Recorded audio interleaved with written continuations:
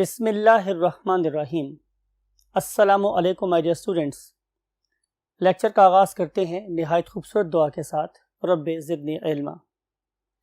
My dear students, I am your biology teacher Shahzad Waheed and today we want to discuss another very important topic of chapter number 6.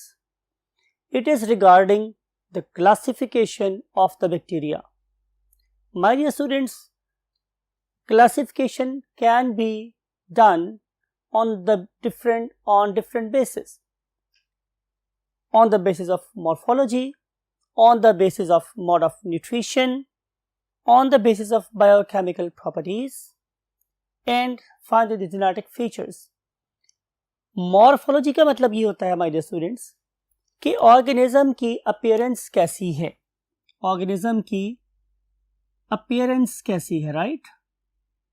इससे मुराद मेरे पास ये होती है कि whether ये ball like है, रॉट लाइक है, स्प्रिंग लाइक है, कॉमा शेप है, ये भी classification. Similarly we can also classify bacteria on the basis of their nutrition, whether they are free living, they are parasite, they are symbiont, or they are commensals. If they are autotroph, whether they are chemotroph or photoautotroph. So there is a huge diversity in the terms of classification on the basis of nutrition.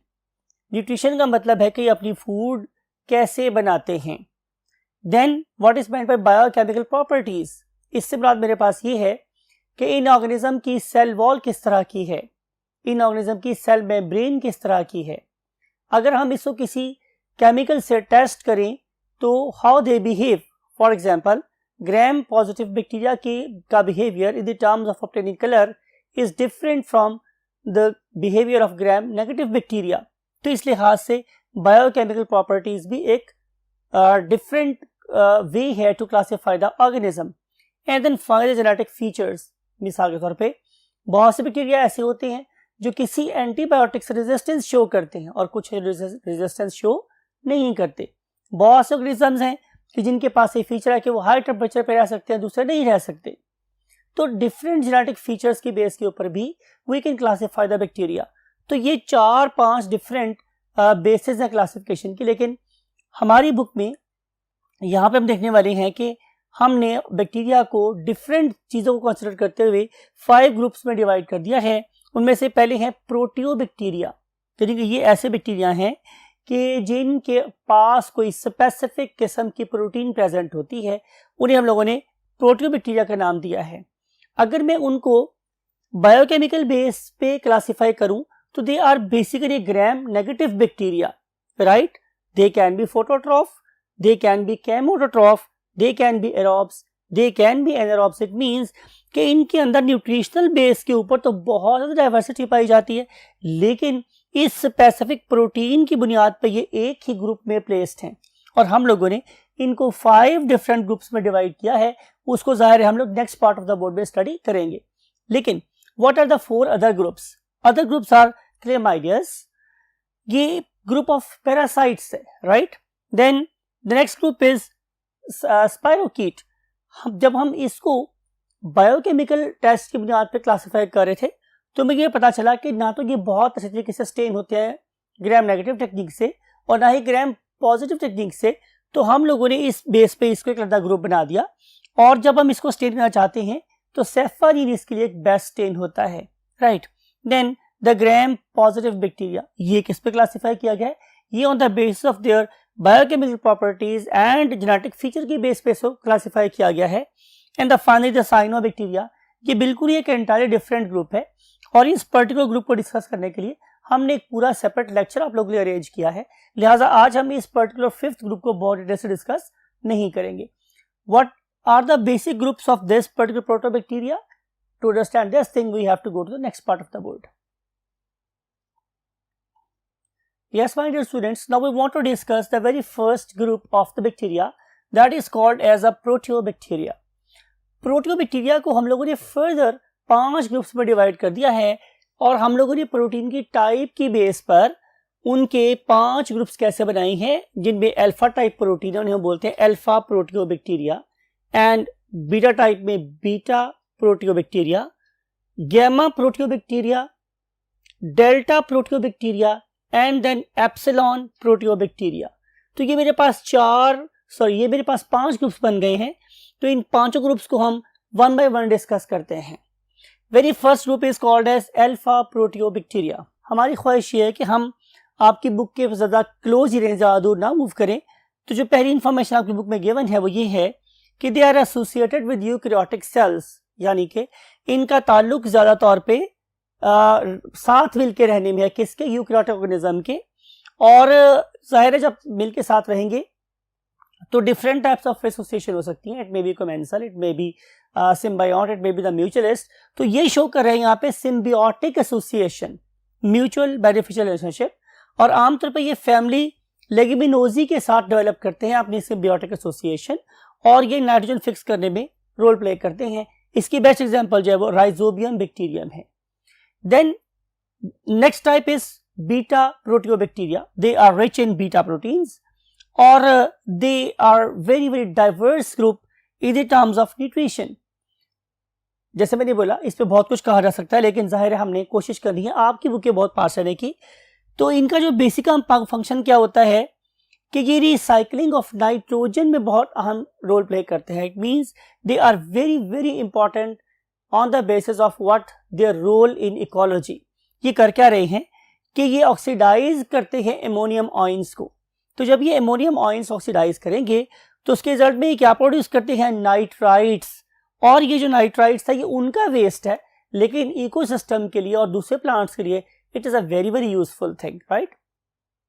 Now we want to move to the third group that is called as the gamma proteobacteria. These proteobacteria, they can be free living and they can be pathogen. बाहर जहां भी हैं ये बहुत कामयाब group है. और इस ग्रुप की देखा जाए तो अगर ये फ्री लिविंग है तो they obtain energy by the oxidation of H2S and never H2O. Never H2O, right? They always oxidize H2S. वाले केस में H2S react, H2S is basically being oxidized in the presence of CO2, while in this case H2S is oxidized in the presence of oxygen. These are two different things. इसके result में carbohydrate produce होते हैं और इस वाले case में sulphur release होती है. ये दो डिफरेंट अप्रोचेज हैं, लेकिन ये दोनों के दोनों अप्रोचेज कौन इस्तेमाल करते हैं? गैमा प्रोटियोबैक्टीरिया. दूसरा केस क्या था कि दे मे बी द पैथोजेंस. आप इन पर्टिकुलर डायग्राम्स को देखें तो आपको नजर आ रहा है first one is the Salmonella. ये आपको पता है ये टाइफाइड कॉजिंग एजेंट है. देन यर्सीनिया, आप लोग पढ़ेंगे आगे चल के कि ये जो हमारे पास यर्सीनिया है it was very very important, you can से बैक्टीरिया अराउंड 14 समथिंग, यानी कि हम 15वीं सदी की बात कर रहे हैं. तो उसमें यर्सीनिया ने दुनिया में तबाही फैला दी और इससे प्रोड्यूस होने वाली बीमारी को हम डिटेल से डिस्कस भी करेंगे. दैट इज द प्लेग, और इसे हम बोलते हैं ताउन. It is also called as a black death. तो ये जो ब्लैक डेथ कॉजिंग एजेंट था it was also the gamma bacterium. तो आप देख सकते हैं कि कितना कामयाब ऑर्गेनिज्म था ये अपने टाइम पर. तो हम कहना ये चाह रहे हैं कि अगर ये फ्री लिविंग है तो भी बहुत कामयाब है, और अगर ये पैथोजन है तो ये कमाल की पैथोजन है. For example another disease is Vibrio cholerae. ये another disease is cholera and its causative agent is Vibrio cholerae and then is a Klebsiella. ये सारे के सारे बड़े ही स्ट्रॉन्ग किस्म के पैथोजन हैं. तो जिन ऑर्गेनिज्म के पास ये प्रोटीन पाई जाती है they may be free living और they may be the parasite. Now we want to discuss next thing that is called as the delta proteobacteria. ये जो बैक्टीरिया है ये भी बहुत यूनिक फीचर के मालिक हैं. ये बेसिकली हमारी सॉइल में रहते हैं और हमारी सॉइल में when they are you can say living happily they don't bother to have some preventive measures. लेकिन जब वहां पे फूड खत्म हो जाते हैं या वाटर खत्म हो जाता है तो फिर ये एक बड़ा यूनिक सा बिहेवियर शो करते हैं और दे एग्रीगेट, वो आपस में मिल जाते हैं and they make some unique fruiting bodies. Right, look at this particular image, आपको नजर आ रहा है. तो इन फ्रूटिंग बॉडीज का काम ये होता है कि ये एनवायरमेंट के अंदर स्पेसिफिक किस्म के रिलीज करें मिक्सोस्पोर्स.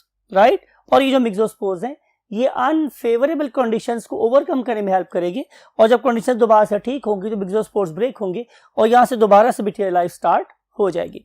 राइट, और इनकी जो एग्जांपल है हमारे पास वो भी बड़ी डिफरेंट सी है.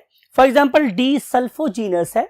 तो डी सल्फोजीनस के विब्रियोस और डी सल्फोबैक्टर, ये दो ऐसे ग्रुप्स हैं कि जो बड़े यूनिक हैं और वो ये वाली फ्रूटिंग बॉडीज प्रोड्यूस करते हैं from this particular group called as a delta प्रोटियोबैक्टीरिया।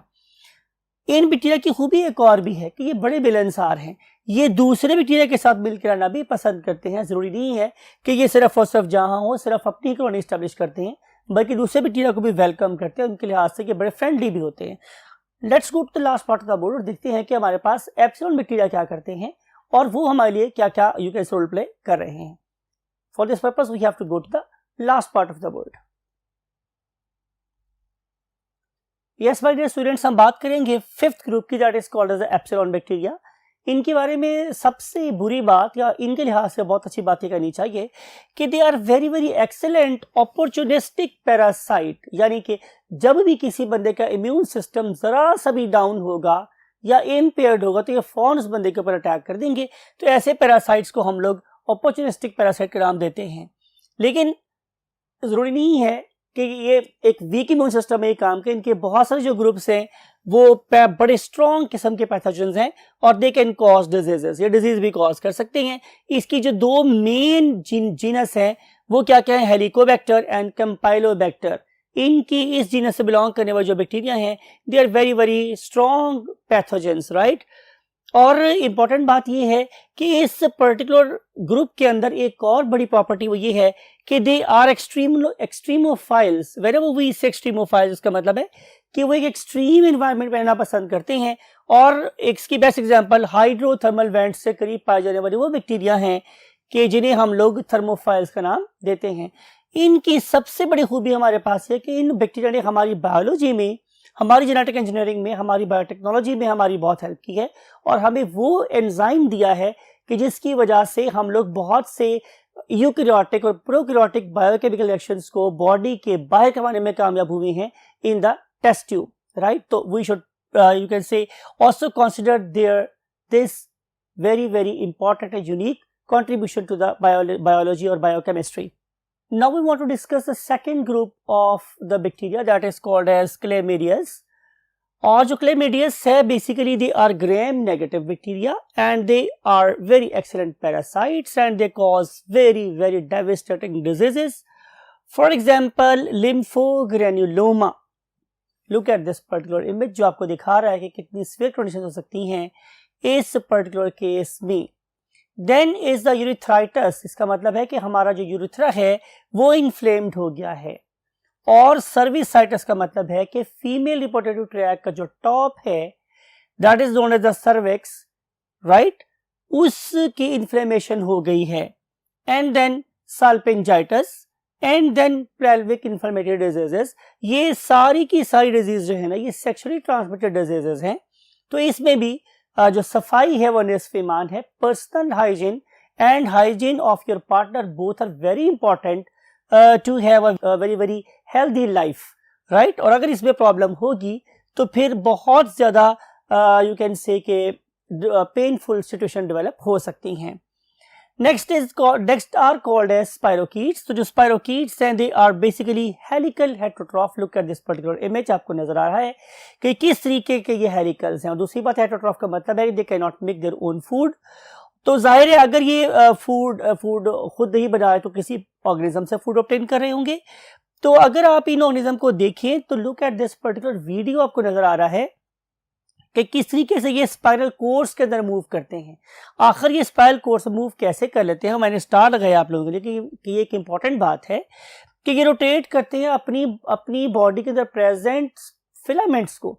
जब वो इन फिलामेंट्स को स्पाइरल वे में मूव करते हैं तो वो किसी स्पाइरल पाथ को ऑब्टेन करते हुए घूम रहे होते हैं। तो ये स्पाइरोकीट की एक यूनिक फीचर है, राइट। ये फ्री लिविंग भी हो सकते हैं और ये बड़े सीरियस पैरासाइट्स भी हो सकते हैं, राइट। फॉर एग्जाम्पल आप लोग पार्ट 2 में जाके पढ़ेंगे कि जब आप रिप्रोडक्शन पढ़ रहे होंगे तो वहां पे भी हम आपको ये बताएंगे कि सिफिलिस एक सेक्सुअली ट्रांसमिटेड डिजीज है और इसकी जो कॉजेटिव एजेंट है it is called as a Treponema pallidum. तो इसके अलावा यॉज, लाइन, ये भी सेक्सुअली ट्रांसमिटेड डिजीजेस हैं और इनके लिए भी मैं यही बोलूंगा कि सफाई निस्फ ईमान है। आपकी सेहत सबसे इंपॉर्टेंट चीज है और इस पर्टिकुलर केस में भी जो सबसे इंपॉर्टेंट चीज वो क्या है, personal hygiene of your body and hygiene of your partner. And then last, because कि हम बहुत कम डिटेल स्टडी करेंगे अपने 5th ग्रुप साइनोबैक्टीरिया की, तो हम इसको लास्ट कह सकते हैं gram positive bacteria. They may be solitary. Whenever we use term solitary, इसका मतलब होता है अलहदा अलहदा रहना। और दूसरा क्या हो सकता है, कॉलोनियल, ये कॉलोनी बना के भी रह सकते हैं। इसके 3 मेन ग्रुप्स हैं। One of them is called as actinomycetes, other one is called as streptomycetes and last one is called as a mycoplasma. Actinomycete के 2 बड़े नोटोरियस कॉजेटिव एजेंट है जो बहुत ही नोटोरियस बीमारियां फैलाते हैं। One of them is called as TB, also known as tuberculosis, other one is called as a leprosy, जिसे हम जजाम कहते हैं। तो ये दोनों की दोनों डिजीजेस जो है ना, ये बहुत ज़्यादा खतरनाक है। और इंपॉर्टेंट बात यह है कि लेप्रेसी तो अब तक भी शायद क्योरेबल नहीं है, लेकिन टीबी को हम किसी हद तक क्योर कर सकते हैं। अगली बात यह है कि ज़रूरी नहीं है कि इस ग्रुप के सारे मेंबर ही डिजीज कॉज करते हैं, और में से बहुत सारे जो है वो फ्री लिविंग हैं और हमारे सॉइल के एक्सीलेंट डिकम्पोजर्स होते हैं। अगर हम बात करते हैं स्ट्रेप्टोमाइसिस का, तो उसका हम एक बहुत इंपॉर्टेंट फायदा ये है कि इस ग्रुप से हमें एक बहुत ही इंपॉर्टेंट एंटीबायोटिक ऑब्टेन होती है, that is called as a streptomycin, right. And mycoplasma के अंदर एक बड़ा ही यूनिक फीचर ये है कि they don't have any sort of the cell wall. तो यही फीचर इन्हें बहुत कामयाब किस्म का पैरासाइट भी बनाता है। हम थोड़ी सी बातें करेंगे साइनोबैक्टीरिया की, बिकॉज के साइनोबैक्टीरिया के ऊपर हमने पूरा एक सेपरेट लेक्चर रखा हुआ है, लेकिन कुछ बातें ऐसी हैं जो मैं यहाँ डिस्कस करना चाहता हूँ आप लोगों के साथ कि इन बैक्टीरिया को देखा जाए तो ये नॉर्मली एक यू कैन से फिलामेंट्स सा बना के रहते हैं, और इसके अंदर इसके ऊपर एक शीट प्रेजेंट होती है, और उस पर्टिकुलर शीट के अंदर डे टाइम ऑक्सीजन भर जाती है, और उस ऑक्सीजन की वजह से ये वाटर की सरफेस के ऊपर ग्लाइड करते रहते हैं। तो उनकी जो डिस्प्ले है it is very very important one. फिर इंपॉर्टेंट बात ये है हमारे स्टूडेंट्स के इनका जो रूल है during the course of evolution, in the origin of life, in the beginning of life, ये बहुत वाइटल था। बिकॉज कि जो आपको पता है कि हमारी ज़मीन के इब्तदाई कंडीशंस में there was a deficiency of oxygen, यानी कि आप देख सकते हो मैंने यहाँ पे लिखा हुआ है कि मेरे पास सिर्फ 1% ऑक्सीजन थी। फिर इस यहाँ पे प्रोड्यूस हुए ये वाले बैक्टीरिया जिन्हें हम लोग क्या बोलते हैं, ऑक्सीजन प्रोड्यूसिंग बैक्टीरिया। इन बैक्टीरिया ने उस पर्टिकुलर कंडीशन में कि जब ऑक्सीजन का यूजर कोई नहीं था, ऑक्सीजन का बिल्डअप किया, ऑक्सीजन को बिल्ड किया। मैं फिर बात कर रहा हूं, जब ऑक्सीजन का कंज्यूमर नहीं था तो इन्होंने ऑक्सीजन को ऐसा ऐसा बिल्ड करना शुरू किया हमारे एनवायरनमेंट में, यहां तक कि ऑक्सीजन 1% से 21% तक बढ़ गई। तो इतनी ज़्यादा ऑक्सीजन के अंदर फायदा किसको हुआ, इनको, तो जाहिर है इनको तो हुआ ही, लेकिन इंपॉर्टेंट बात यह है कि इन्होंने वो कंडीशंस प्रोवाइड की कि जिनके अंदर फिर डिफरेंट किस्म के एरोबिक ऑटोट्रॉफ्स ग्रो कर सकते थे, राइट। फिर हम आगे चलते हैं एक और इंपॉर्टेंट फीचर की तरफ। वो क्या है कि ये जो बैक्टीरिया है ये ओजोन फिल्टर को बनाने में भी कामयाब हुए। शायद इस ओजोन फिल्टर की प्रेजेंस की वजह से ही सन की बहुत हार्मफुल रेडिएशन हमारे तक नहीं पहुंच रही थी, और जो बहुत से ऑर्गेनिजम्स हैं वो बड़े सक्सेसफुली, बड़े अच्छे एनवायरनमेंट में, बड़े सुकून से यहाँ पे क्या कर सकते थे, रह भी सकते थे, अपने डीएनए को, अपने सेल्स के एंजाइम सिस्टम को डैमेज होने से बचा सकते थे, और यहाँ पे प्रोलिफरेट कर सकते थे, अपने नंबर को इंक्रीज कर सकते थे। और आखिरी बात हमारे पास ये है कि इसकी जो बेस्ट एग्जाम्पल है वो एक नाइट्रोजन फिक्सिंग बैक्टीरिया है, that is called as a nostoc. आप लोगों से जाते जाते आप लोगों की नजर ये वही तस्वीर जिसमें आप लोग डिफरेंट किस्म के यू कैन से साइनोबैक्टीरिया को देख सकते हैं। हमेशा लेक्चर के एंड पे आप लोगों के लिए हमेशा यही दुआ करता हूँ माय डियर स्टूडेंट्स कि अल्लाह ताला आप लोगों की बहुत मदद करे, और इस पर्टिकुलर नॉलेज को आप उन वाइटल मार्क्स को स्कोर करने में, इस्तेमाल करने में कामयाब हो, जो आप लोगों को एक बहुत अच्छा डॉक्टर बनाए, जो इंसानियत के लिए बहुत फ़ायदेमंद साबित हो। आई वॉन्ट टू से यू अल्लाह हाफिज़।